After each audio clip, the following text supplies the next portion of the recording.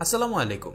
কিছু কিছু স্ক্যাম আছে যেটা আপনি হাতে ধরলেই বুঝতে পারবেন যে এই প্রোডাক্টটা খারাপ, আর কিছু কিছু স্ক্যাম আছে যেগুলো পরীক্ষা না করলে বোঝা যায় না। যেমন সরিষার তেল কিন্তু আমেরিকা, কানাডা বা সমগ্র ইউরোপ জুড়েই নিষিদ্ধ, কারণ এটা খেলে হার্টের রোগ হয়। আর বাংলা গিক্স কোয়ালিটি কন্ট্রোল ইনভেস্টিগেশনের মতে এই লাইটটা নিষিদ্ধ, কারণ এটা লাগালে ব্যাটারি নষ্ট হয়ে যায়। প্লাস এটা 60 ওয়াট তো নিতেই পারে না, তবে এত কম ওয়াট নেয় যেটা খুবই ডিসঅ্যাপয়েন্টিং। তো চলেন হেরিকেন দিয়ে এটার ভালো দিক খুঁজে দেখি, আর চেষ্টা করি সরিষার তেলকে কোনোভাবে সানফ্লাওয়ার অয়েলে কনভার্ট করা যায় কিনা।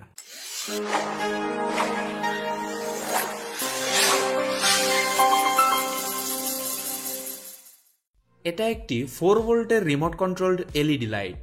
টোটাল 130টা লাইট এমিটিং ডায়োড নিয়ে তৈরি এই প্লেট। এই দুই জায়গায় ব্যাটারির কানেকশন এবং P প্লাস মাইনাসে 5 ভোল্ট ইনপুট দিতে হয়। বাম পাশে 5টি এক্সট্রা এলইডি আছে যেগুলো চার্জিং ইন্ডিকেটর হিসেবে কাজ করে। তার একটু নিচে আছে আইআর রিসিভার, যেটি রিমোটের সিগন্যাল রিসিভ করে। আইআর রিসিভারের নিচে হলো মেইন কন্ট্রোলিং আইসিটা। এটার কোনো মার্কিং বা সিরিয়াল নাম্বার দেখা যায় না। আগেই বলে দিই, যেহেতু এটা 4 ভোল্টের একটা এলইডি প্লেট, সেহেতু আপনারা 3.2 ভোল্টের লিথিয়াম ফসফেট ব্যাটারি অথবা 12 ভোল্টের ব্যাটারি অথবা সোলার প্যানেল, এই পাওয়ার সাপ্লাইগুলো ডিরেক্টলি ইউজ করতে পারবেন না। সাথে খুব হ্যান্ডি একটা রিমোট দিয়েছে অবশ্য। অন অফ করার বাটন আছে, নির্দিষ্ট সময় পর লাইট বন্ধ হয়ে যাওয়ার জন্য বাটন দেওয়া হয়েছে, লাইট কম বা বেশি করার জন্য বাটন দেওয়া হয়েছে। অটো যে বাটনটা, সেটার কাজ ছিল মোশন সেন্সিং করে মানুষ আসলে লাইট বাড়িয়ে দেওয়া, বাট যেহেতু মোশন সেন্সর নাই সেহেতু এই বাটনটা কোনো কাজের না। লাইটের সাথে ব্যাটারি কানেকশন দেওয়ার সাথে সাথে অন হয়ে যায়। ফার্স্টে লো লাইটে জ্বলে, তারপর হাইয়ে যায়। রিমোটে ইউজ করতে হয় 2টা AAA ব্যাটারি। রিমোটের ফাংশনালিটি প্রথমে দেখে নেই। অফকোর্স অফ বাটনে চাপ দিলে লাইট অফ হয়ে যায়, অন করলে একবার ব্লিঙ্ক করে। হাই এবং লো করার বাটনটা হলো সিঙ্গেল স্টেপ, মানে হলো লোতে যদি চাপ দেন লাইট একবারই কমবে, আর কমাইতে পারবেন না। উল্টাটাও সঠিক, হাইয়ে যদি চাপ দেন তাহলে একবারই বাড়বে, আর বাড়াইতে পারবেন না। এখন এই লাইটের একটা ভালো দিক নিয়ে কথা বলি, কারণ এর ভালো দিক একটাই আছে, বাকি সব জায়গাতেই আর সমস্যা আছে। দেখেন, ব্যাটারির সাথে কানেকশন দেওয়া আছে। এখন 5 ভোল্ট ইনপুট বা কারেন্টের সাথে কানেকশনটা দিলাম, তাহলে এখন স্বাভাবিকভাবে ব্যাটারি চার্জ হবে। এখন যদি 5 ভোল্ট চলে যায়, মানে কারেন্ট চলে যায়, তাহলে লাইটটা একা একাই জ্বলে উঠবে।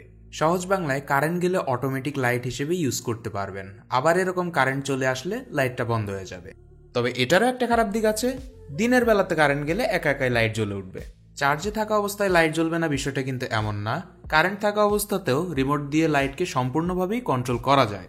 অনেক হয়েছে গুণগান, now let's see the reality of ভাইজান। সো মার্কেটিং টিম, এটা কত ওয়াটের light? 60। Let's put it into test. Connection করার পর দিলাম লো ব্রাইটনেসে। এখন দেখেন তো কত ওয়াট নিচ্ছে। 6 থেকে 7 ওয়াট হাইস্ট। হাই ব্রাইটনেসে কি কামব্যাক দিতে পারবে বলে মনে হয়? Nope, 11 watt. 60 ওয়াট ক্লেম করা এলইডি সর্বোচ্চ নিতে পারে 11 ওয়াট। আপনি আমারে দোষ দিবেন যে ভাই তার চিকন ইউজ করছেন, কানেকশন খারাপ, ব্যাটারি খারাপ?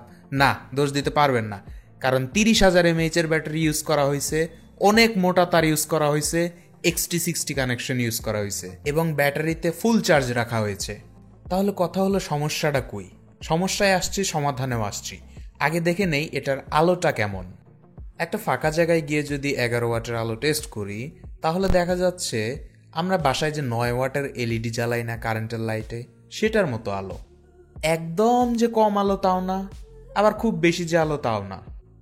ডিরেক্টলি কম্পেয়ার করতে গেলে যেটা বললাম, 9 ওয়াটের কারেন্টের এলইডির সাথে আপনারা এটাকে কম্পেয়ার করতে পারেন। ইমার্জেন্সি কাজে ডাইনিং টেবিলের ওপর লাগানোর জন্য বা পড়ার টেবিলের ওপর একটা লাইট বানানোর জন্য কিন্তু এটা পারফেক্ট। তার মানে এই না যে এটা থেকে 10 ওয়াটই আলো নেওয়া যায়, লাইটটা কিন্তু আরো অনেক বেশি আলো দিতে পারে। মধ্যে ঝামেলা বাজায় রাখছে হলো এই রেগুলেটর আইসি এবং মসফেট।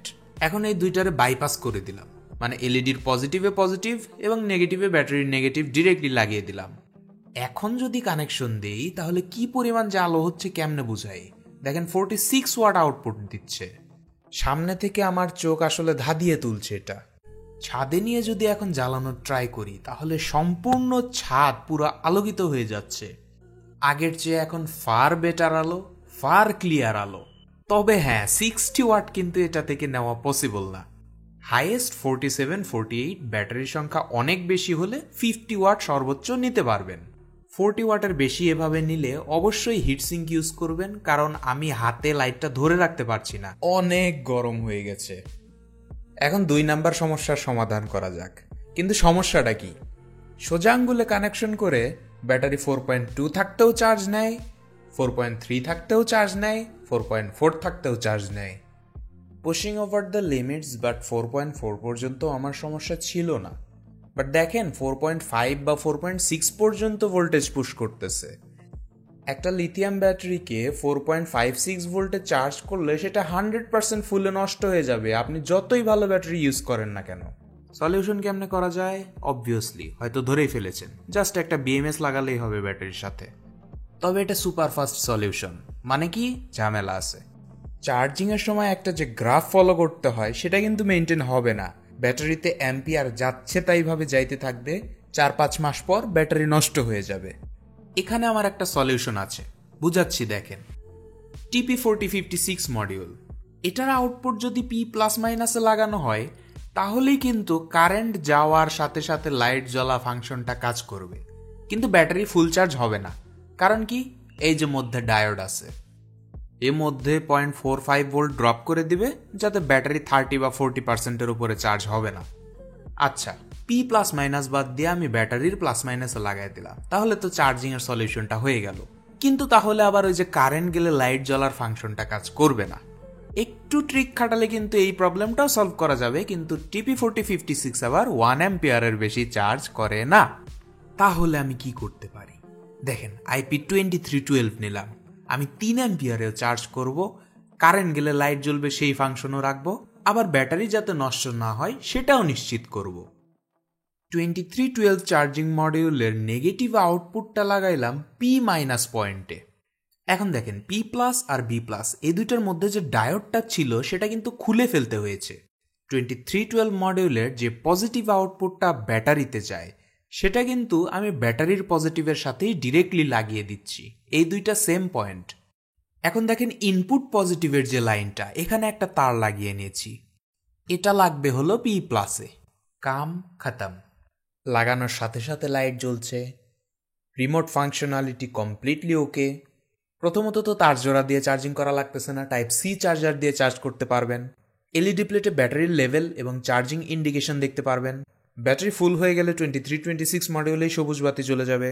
আবার মিটারে খেয়াল করলে দেখেন ব্যাটারি কিন্তু 3.5 অ্যাম্পিয়ারে ফাস্ট চার্জ হচ্ছে, TP4056 লাগালে যেখানে 1 অ্যাম্পিয়ারে স্লো চার্জ হতো।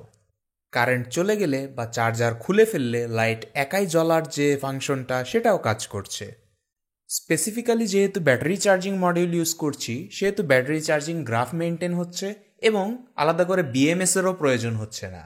এখন বলতে পারেন ভাই, লাইটের জন্য আন্ডার ভোল্টেজ প্রোটেকশন বা লো কাট প্রোটেকশনের জন্য কি বিএমএস লাগানো উচিত না? আসলে এই এলইডি প্লেটটা ব্যাটারি ভোল্টেজ যখন 2.5 ভোল্টে আসে তখন কমপ্লিটলি শাটডাউন হয়ে যায়, যে কারণে লো কাটের জন্য বিএমএস এর প্রয়োজন পড়ে না। আরেকটা গুরুত্বপূর্ণ কথা, এই যে মডিফিকেশনটা এটা কিন্তু 10 ওয়াট বা 11 ওয়াটের ফাংশনে করা। 40 to 50 ওয়াট আউটপুট যখন আপনি নেবেন তখন কিন্তু ডিরেক্টলি ব্যাটারির সাথে এলইডি লাইনগুলো কানেক্ট করতে হবে, তখন এই সব ফাংশনালিটি চলে যাবে। ভিডিওতে আমার যদি কোনো ভুল হয়ে থাকে তাহলে দয়া করে ক্ষমা সুন্দর দৃষ্টিতে দেখবেন, অথবা আপনার যদি বেটার কোনো আইডিয়া অথবা কোনো সাজেশন থেকে থাকে please do share it on the comment section. ধন্যবাদ এবং আসসালামু আলাইকুম।